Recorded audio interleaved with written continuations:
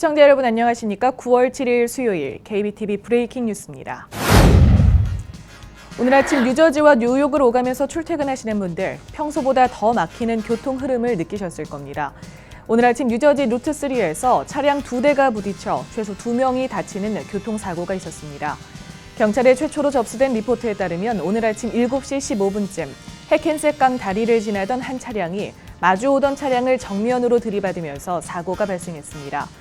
이 두 사람은 모두 병원으로 이송된 상태입니다.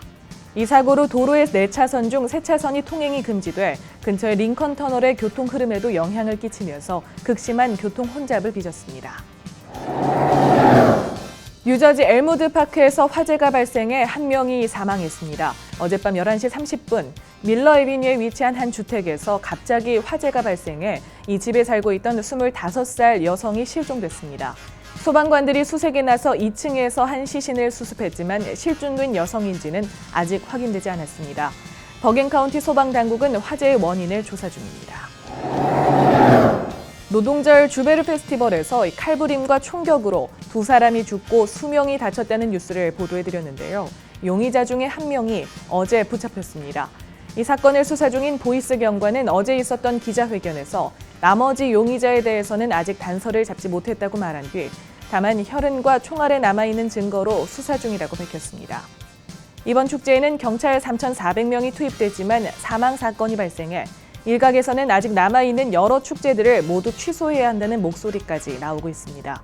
이에 대해 빌 드블라지오 시장은 이런 일이 더는 일어나지 않을 것이라고 강조하며 커뮤니티의 중요한 행사를 취소하기보다는 더 안전하게 치를 수 있는 방법을 찾는 것이 맞다고 말했습니다. 뉴욕시경이 브루클린에서 발생한 총격 난사와 절도 사건에 연루된 3 남성을 쫓고 있습니다.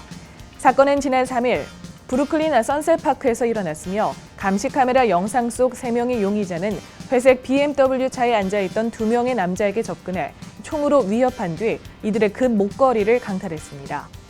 피해자 중 한 남성이 이 용의자들을 저지하자 용의자는 피해자의 다리에 총을 난사하고 그대로 달아났습니다. 경찰은 이 3명의 용의자들이 20세에서 25세 사이의 청년들로 보고 있습니다.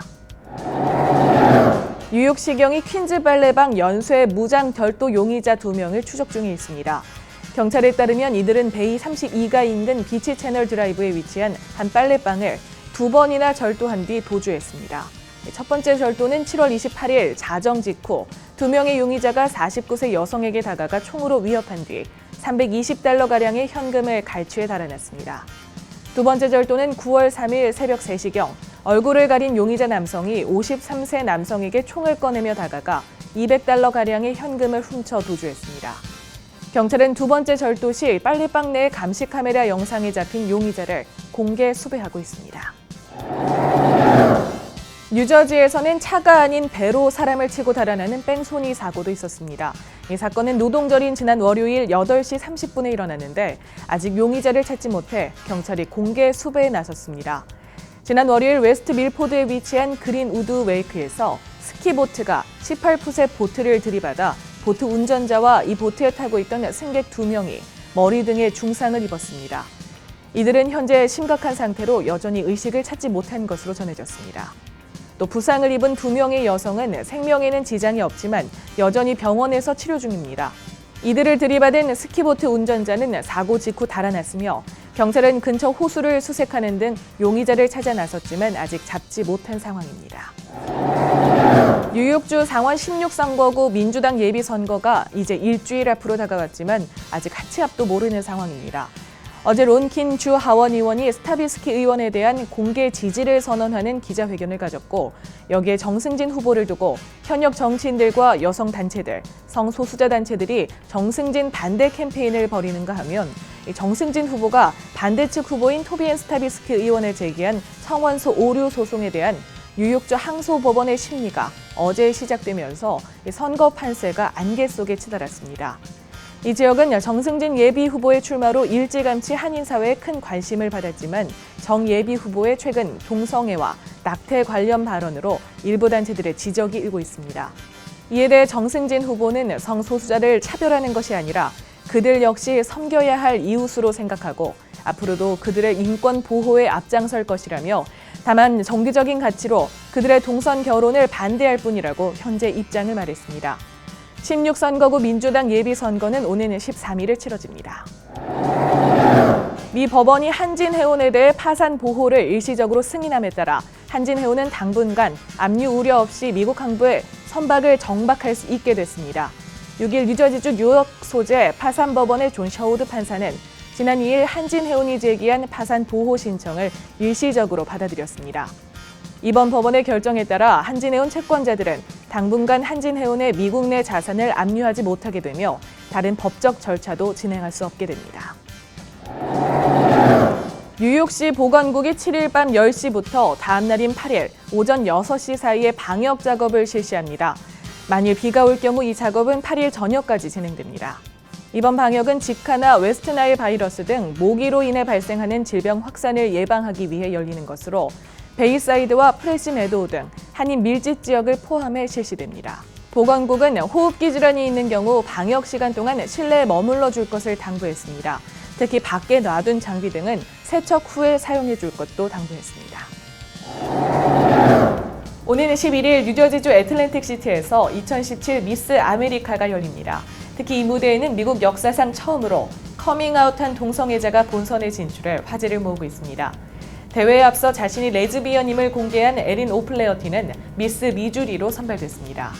미스 아메리카 대회에서 동성애자 진출은 지난 2011년 본선에 올라 상위 10위 안에 들었던 미스 켄터키 듀원 트렌트도 있었지만 그는 대회 출전 이후 3년이 지난 2014년에야 레즈비언임을 밝혔습니다.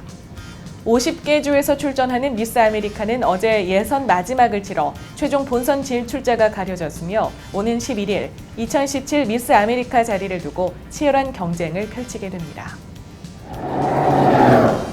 버려진 변기가 굴 양식장으로 변신합니다. 뉴욕시가 재활용 변기에서 굴을 양식한다고 밝혔는데 이 10억 굴 프로젝트는 뉴욕 자메이칸만 습지에 버려진 변기로 굴 양식장을 만드는 겁니다. 변기 5,000개에 굴 5만 개가 서식하게 되며 양식장 설치 비용은 100만 달러에 이를 것으로 예상됩니다. 이번 프로젝트는 자메이카만 습지의 수질 개선을 위해 고안됐습니다. 이 습지는 미국 동부 지역의 중요한 철새 도래지이자 태풍을 막아주는 역할을 하고 있는데 최근 수질 오염으로 몸살을 앓고 있으며 습지 면적도 점차 줄어들고 있는 실정입니다. 이 뉴욕시 정부는 수질 정화 기능이 뛰어난 굴을 양식해 해양 생태계를 회복시키고 습지와 해안선 침식을 막는다는 계획입니다. 원 월드 트레이드 센터가 개인 소유가 될 것으로 보입니다. 뉴욕 뉴저지 항만청이 300스퀘어핏 규모의 원 월드 트레이드 센터 건물을 매각 고려 중이라고 밝혔는데요. 약 38억 달러 상당인 이 건물은 현재 3분의 1가량이 임대되지 않아 비어 있으며 작년 수입이 1,300만 달러로 집계돼 투자 수익률 0.35%에 그쳤습니다. 이는 물가 상승률에도 미치지 못하는 수치로 뉴욕 뉴저지 항만청이 트레이드 센터 건물 소유가 더 이상 이득이 되지 않는다고 보고 이를 매각해 현금화하기로 한 것으로 보입니다.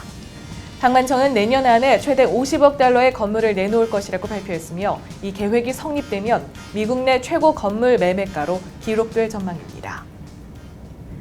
9월 7일 수요일 KBTV 브레이킹 뉴스 마칩니다. 뉴스투데이는 오늘 밤 9시에 방송됩니다. 시청해주신 여러분 고맙습니다.